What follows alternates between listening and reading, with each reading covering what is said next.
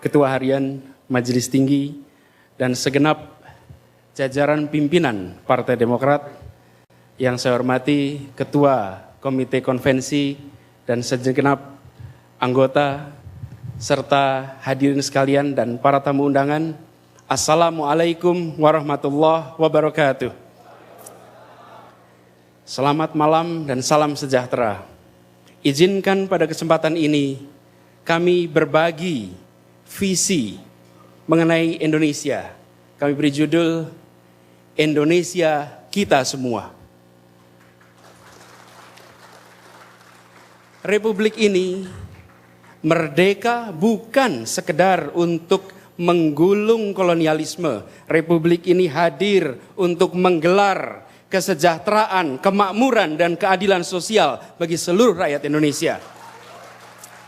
Republik ini datang bukan dengan cita-cita. Republik ini bukan datang dengan harapan. Republik ini datang dengan janji. Cita-cita adalah sesuatu yang ingin kita raih.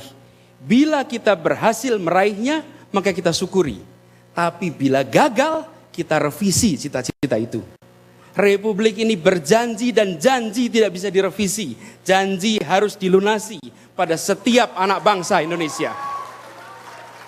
Apa janji Republik ini? Republik ini berjanji melindungi, berjanji mencerdaskan, berjanji mensejahterakan, dan berjanji membuat setiap kita menjadi bagian dari dunia.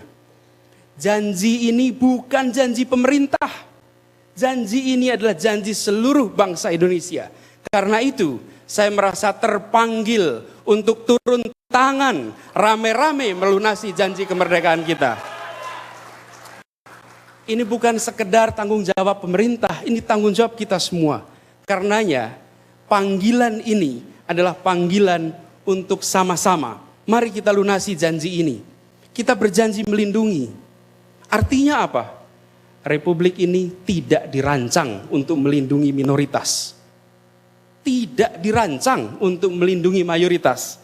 Republik ini dirancang untuk melindungi setiap warga negara Indonesia secara tanpa syarat.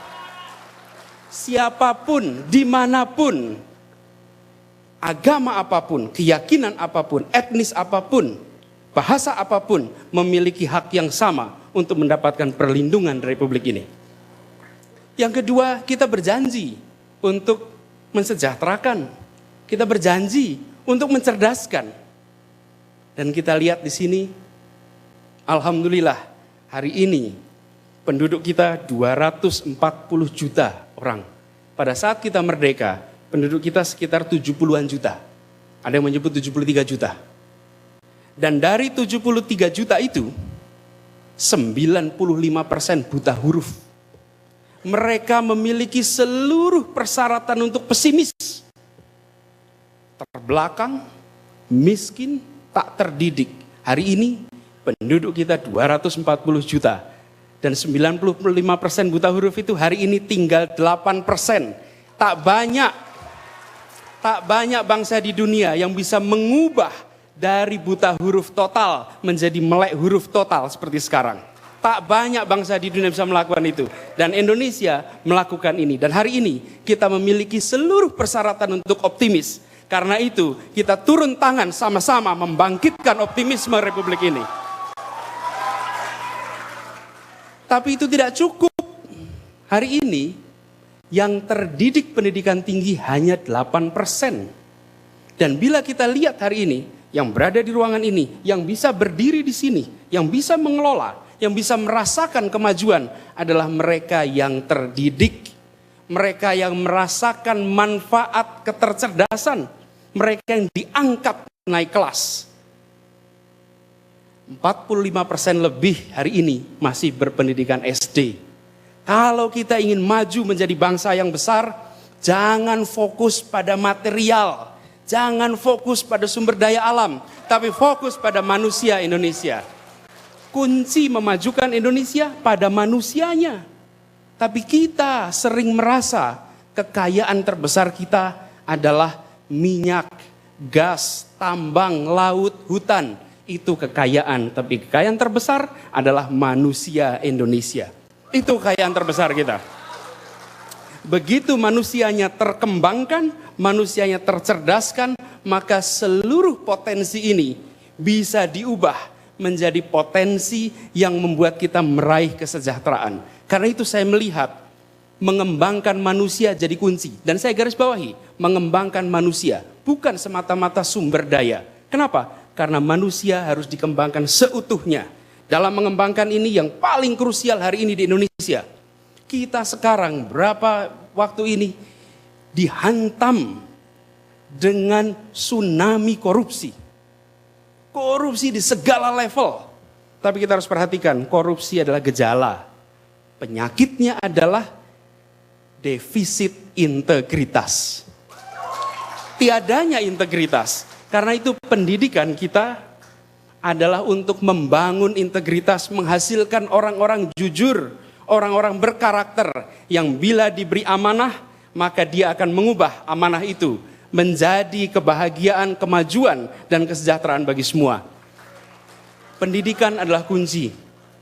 Tapi dalam jangka pendek, kita harus bereskan ekonomi kita. Kita harus bereskan penegakan hukum kita. Tapi itu semua, jika tidak ditopang dengan kualitas manusia yang baik, maka dia akan hanya meningkatkan angka-angka laporan. Padahal yang kita butuhkan adalah perubahan realita di masyarakat. Dan dalam konteks penegakan hukum ini, hari ini kita harus dorong satu sisi tingkatkan soal integritas, sisi lain kita harus menegakkan hukum tanpa pandang bulu. Tak pandang latar belakangnya, tak lihat agamanya, tak lihat warna kelompoknya, tak lihat warna partainya. Siapa melanggar hukum, mereka dihadapkan dengan penegakan hukum. Saya rasa ini menjadi kunci bila kita miliki 3 pilar. Ada pilar ekonomi, ada pilar demokrasi. 2 ini berjalan. Tapi pilar yang ketiga yang menopang adalah kepastian hukum, keadilan, rule of law. Di sini kita perlu hadirkan. Dalam jangka pendek ini kita harus menghadirkan pilar ketiga melalui kepemimpinan yang efektif, kepemimpinan yang menggerakkan. Karena tidak bisa urusan sebesar Indonesia diselesaikan satu orang. Kita harus memunculkan kepemimpinan yang mengajak semua orang turun tangan, terlibat, melunasi sama-sama janji kemerdekaan itu. Indonesia ini adalah Indonesia kita semua, milik kita. Mari kita miliki masalah yang ada di bangsa ini. Lalu kita turun tangan rame-rame menyelesaikan masalah yang ada di bangsa ini. Dan biarkan nanti kita bisa mempertanggungjawabkan peran kita hari ini kepada Tuhan dan kepada anak-anak kita serta anak-anak dari anak-anak kita, bahwa di era ini kita tidak tinggal diam. Kita turun tangan dan kita wariskan republik yang berdiri lebih tegak untuk semuanya. Terima kasih. Assalamualaikum warahmatullahi wabarakatuh. Waalaikumsalam warahmatullahi wabarakatuh. Terima kasih.